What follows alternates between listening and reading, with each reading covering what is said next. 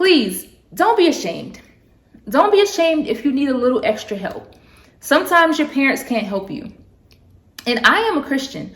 I love God. I am all about Jesus, my Savior. Yes, indeed. But Jesus gives us common sense, and sometimes that means we need to seek out professional help.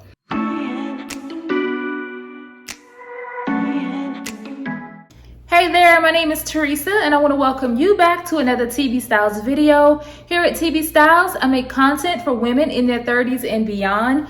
Don't worry if you're not quite 30 or if you're a little bit further on the beyond side of things, do yourself a favor, hit that subscribe button because there's content here for you as well. In today's video, we're going to be talking all about how you can successfully manage stress and anxiety in your 30s. Yes, if you're 30 plus, you've probably been experiencing some type of stress or anxiety within the last few years. 2021 and 2020 have probably been two of the most stressful years that anyone has experienced in their lifetime.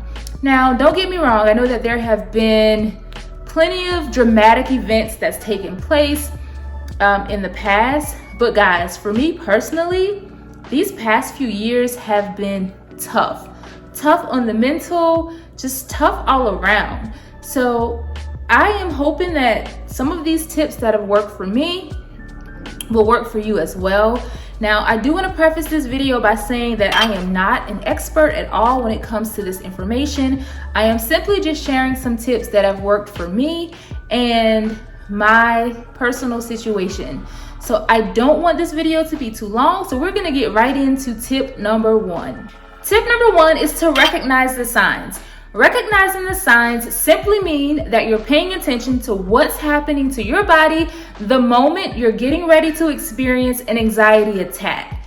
Signs could be anything such as excessive sweating, pacing back and forth, and overthinking. I know for me personally, I experience overthinking, and once that overthinking starts to happen, I know that I'm about to experience an anxiety attack. Now, it is different for every person, so it's important that you pay attention to your body and start to document exactly what those signs are, just for future reference. And in the event you do seek professional help, you'll have the exact information to provide to your doctor. Tip number two is to recognize your triggers.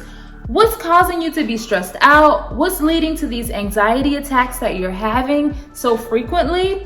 I can tell you, for me, one of my biggest triggers is social media. Scrolling social media, looking at other people's lives, wondering why does my life not stack up? Why don't I have the YouTube views as other people? Why don't I have, the subscriber count? But I know it's coming, but it's just one of those things that trigger me. So I am trying my best to curb that, and we'll talk about that a little bit more in the next tip. But recognizing those triggers can definitely help you to manage your stress and your anxiety. Triggers can vary from person to person. It could be something as simple as having too much caffeine in the morning, scrolling social media late at night.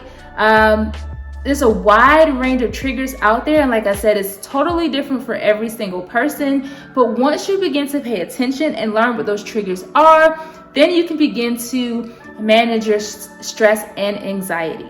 Tip number three is to act accordingly. Now that you know what the signs are of you having an anxiety attack, you also know what your triggers are. You've been paying attention to your body and the things that are, triggering you. You can now do something about it. It's time to go into action. Act accordingly. So what does that even mean, to act accordingly? So acting accordingly simply means making the necessary adjustments so that you can free your mind.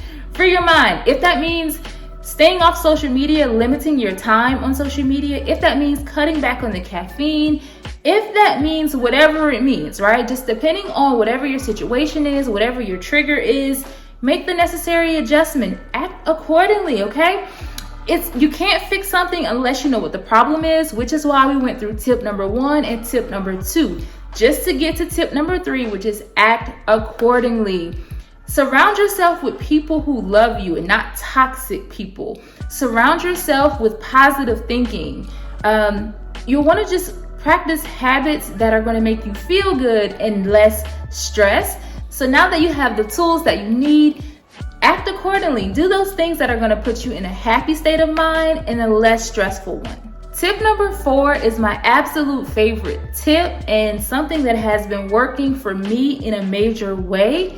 And it's simply giving yourself a mind and a body reset. Sometimes you have to reset.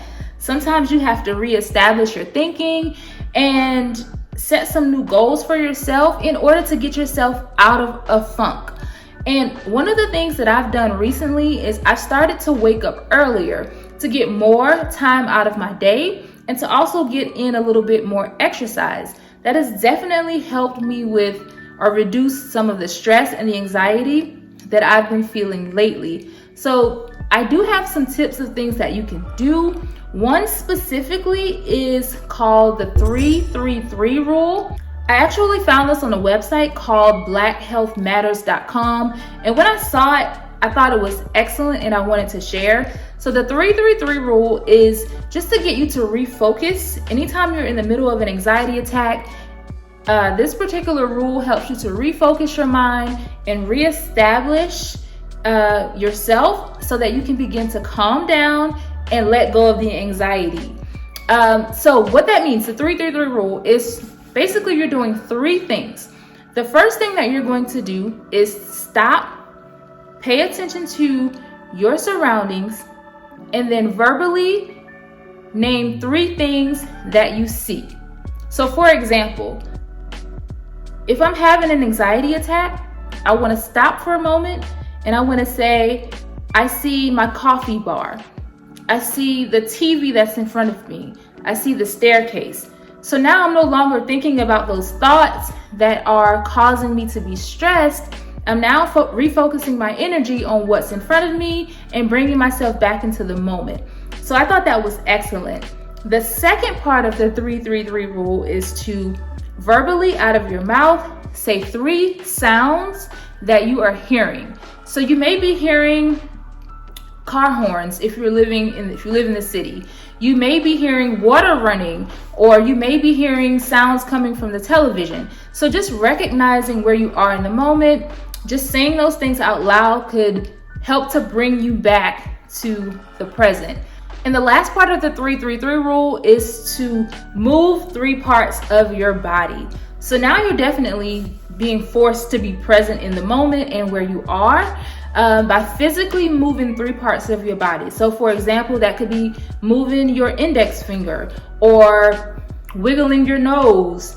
And you could also wiggle your toes. So those are just 3 body parts just to kind of bring you back to the present, take your mind off of what's stressing you out. And I just really thought that that was a great exercise that anyone could practice if you're having an anxiety attack. So there are things that you can do prior to you having an anxiety attack that can help to reduce your stress. Like I said, exercise for me has been a big one. Also, you may want to adopt a healthier eating lifestyle. Do seek help from your doctor to determine what that looks like for you. It could be picking up a hobby, right? It's so many different things that you can do to make you more present, make you more in tune with your body and who you are and where you are.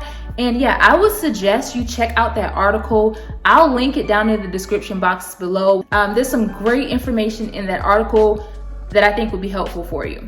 Tip number 5, which is the last and final tip, but it's certainly not the least. If you've tried everything, if you've tried some of the tips that I've already mentioned in this video and it's not working for you, you still find that you are not able to snap out of the anxiety attack or the stress that you're undergoing, you may want to seek professional help. And there is absolutely nothing wrong with that. I know growing up in the Black community, things like therapy was kind of frowned upon, but it is 2021, it is a new time, and we are excited about therapy. You can't scroll through social media without hearing discussions around mental health and how important it is to seek help if needed. Your life is valuable, and because it's valuable, sometimes you may just need to seek out additional help that you can't necessarily give yourself, and you're worth just that much. But there's some great resources out there. If you do a simple search online, you'll find some wonderful resources when it comes to therapy. But one that I do want to recommend in this video is the ADAA organization, which is the Anxiety and Depression Association of America. Yes, Anxiety Depression Association of America. There's a website. I'll leave the information down in the description box below. But they have tons of resources, tons of connections to therapists out there who are waiting to help you. They're sitting there and they're waiting to help you. There's so many different resources on the site, and I wanted to share that with you guys. Please don't be ashamed.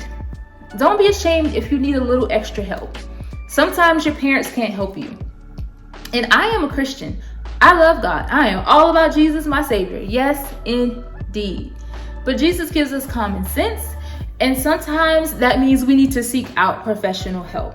So if you find that nothing is working, nothing is helping, you still feel a little bit down, you're not feeling your best self, there's nothing wrong with picking up the phone and calling someone. And that someone should be a professional. There's nothing wrong with it at all. Like, the stigma is gone. The stigma of therapy is gone. It's a new day, and it's to be celebrated. I am so thankful for those therapists out there who take the time to pour into folks like myself who may need a little bit of extra help. It's absolutely fine. Please go to the website that I just mentioned and look at the resources that's out there. There's tons. Guys, I really hope that this video has been helpful. I've been wanting to do this for quite some time, but I just had not gotten around to it. But with the recent events that's been going on in the news, I figure, why not? Now is the time. So I really hope that this has been helpful for you. It's definitely been helpful for me, just hearing it all again. And as I always say, guys, until next time, I'm out. Peace.